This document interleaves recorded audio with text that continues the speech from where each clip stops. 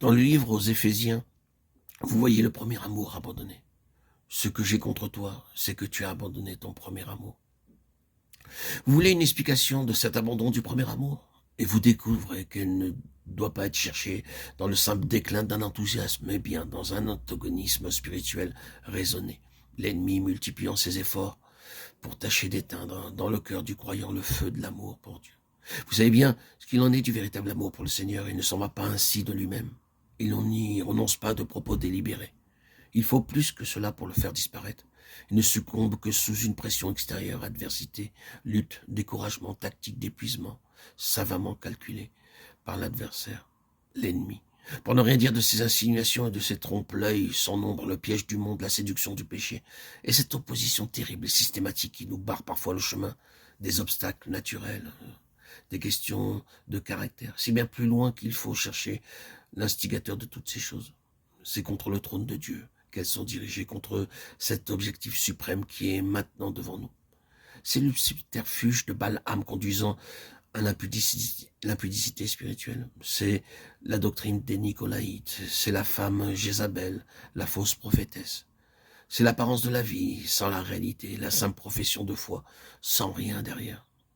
Ce sont les protestations de ceux qui se disent juifs et ne le sont pas, mais sont une synagogue de Satan. C'est enfin la tiédeur de la Odyssée.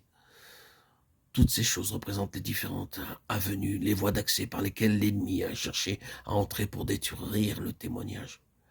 C'est le chandelier qui est le témoignage. Ces églises représentent pour l'époque et pour les localités en cause le témoignage de Dieu sur la terre, et tous ces ferments travaillent ensemble à sa destruction, à son étouffement, son annihilation. Dieu jette son appel pour le maintien de son témoignage, et toutes ces choses se liguent pour mettre en échec sa continuité et empêcher qu'il n'atteigne sa fin, qui est le trône. Aussi, voyons-nous qu'ils ont vaincu à cause du sang de l'agneau, à cause de la parole de leur témoignage. Ils ont gardé le témoignage de Jésus, ces vainqueurs. Voyez-vous, comme toutes ces choses se tiennent, qu'il s'agisse donc des persécutions que les saints ont à subir et qui sont mentionnées, ou qu'il s'agisse des attrapes, des pièges, des séductions que le serpent fait miroiter devant nous, ou qu'il s'agisse encore des épreuves, des revers, des souffrances du peuple de Dieu, souffrances si nombreuses que nous n'arriverions jamais à en dresser la liste. Tout ce que nous sommes appelés à traverser parce que nous cherchons à marcher avec Dieu et à rester fidèles, tout cela n'a qu'un but: mettre en échec l'objectif suprême, empêcher cette phalange de vainqueurs de parvenir au trône.